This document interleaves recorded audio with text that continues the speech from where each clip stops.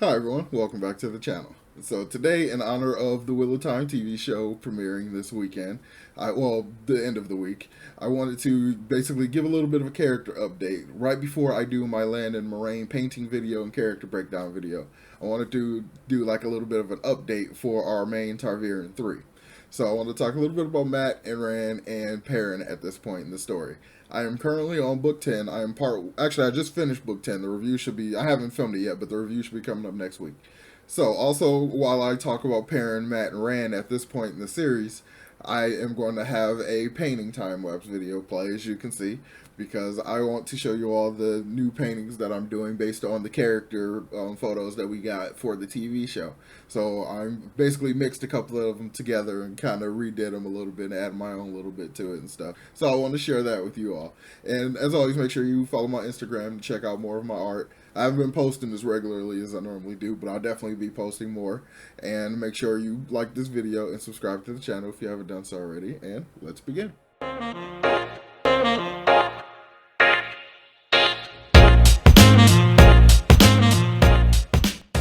So let's start off talking about.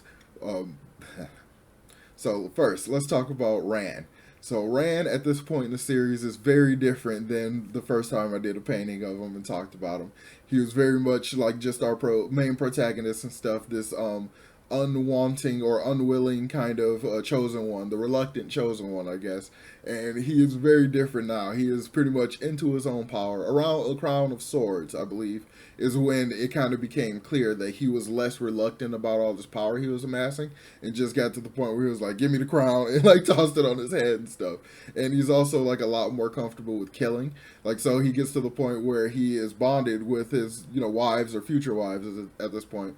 And, like so there's time he's killing, but they don't feel anything from it because it's just such a non-issue to him. It like doesn't affect him at all anymore. It's kind of interesting how cold he's becoming. But as far as his wives, like, he's not very cold with them. Obviously, he's like, they seem to be, as my understanding right now, they are his closest anchor to actual humanity still being in him. So it's really interesting to see that dynamic. Even though their relationships are very insta love, they play a pivotal part in keeping him as grounded as possible, considering he is, I'm pretty sure he is the strongest channeler. He is as strong as you can be as a channeler. So, and all this destiny and probably not living through Tarmogating and all this stuff. So there's a lot of stuff weighing on him, and there's a lot of stuff that's just completely like bombarding his psyche and all this. And apart from that, he's also like developed a new phobia. So like me, he's also claustrophobic, but my claustrophobia is not a result of terrible trauma as his is. The stuff he was put through in Lord of Chaos has lasting effects on him, and it's really interesting to see those effects keep happening. He even has like a couple panic attacks and stuff when he's in the smaller space location and everything.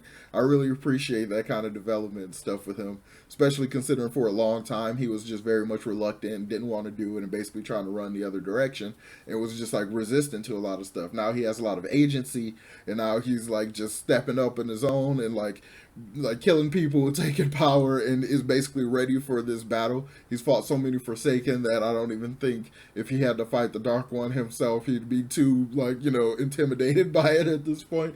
So it's just a lot of really good development. I really like it. And I think I think Robert has done a great job.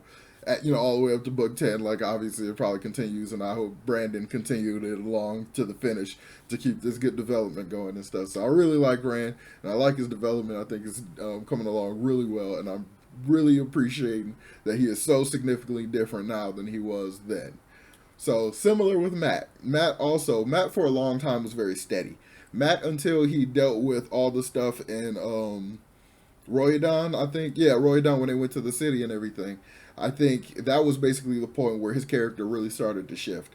He, apart from like getting more used to silks and stuff after saying no, I wouldn't wear all that kind of stuff and blah blah blah, and like wearing more fancy clothes and blah blah blah, like getting more and getting more refined, I guess. Really, he's kind of like learning because of all the memories in his head now that aren't necessarily his. He's got like a different level and perspective on all different kinds of things now. He knows like those memories aren't just like battle memories and everything. They are memories about all kinds of things. So those different things are affecting him.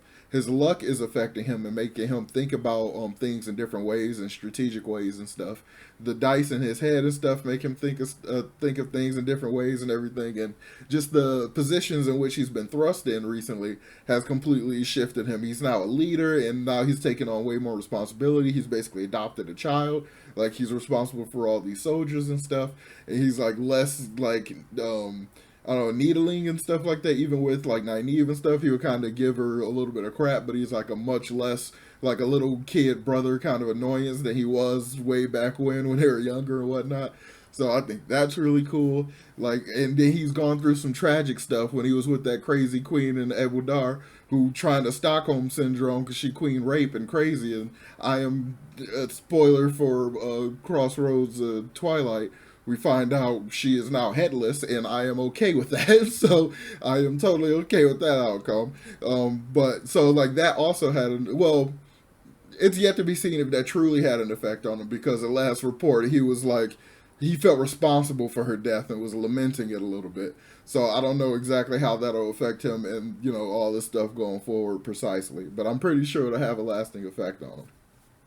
And speaking of huge impacts on people's characters, let's talk about my favorite character, last but not least, Perrin.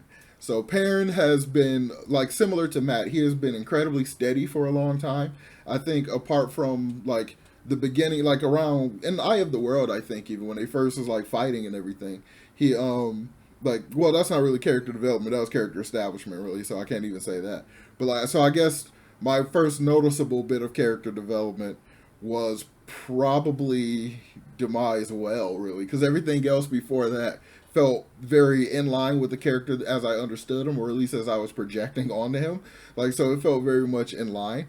But like Demise Well, when he's shown to be like obviously a badass fighter and everything, but like his immediate reaction to what the Ashaman did, and he just like pukes and everything, and then like he ended up starting to take things seriously in a different way than I think he ever had, if that makes sense.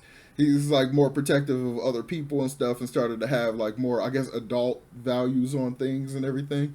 And obviously his development being a wolf brother and dealing with the wolf dreams and getting to know the wolves and trying to question his own humanity and everything as a result of being a wolf brother and stuff, because he was very much afraid of losing his humanity and getting lost to like the wolf state and everything.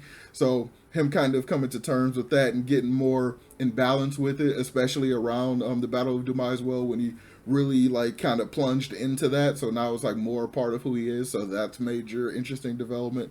And most recently, which is also a thing from Crossroads of Twilight, so spoiler for that again, he does something that I think is going to completely shift his character. It seems like it can shift his character, but his reaction to what he did feels so quintessentially like Perrin, like so much like running away from what he did, that I don't know if it's going to have the shift in his character that I kind of would be okay with. So I don't know. We got to see how it all plays out. I just got to continue reading to see how that goes, or listening, because I'm doing audiobooks for the rest of them.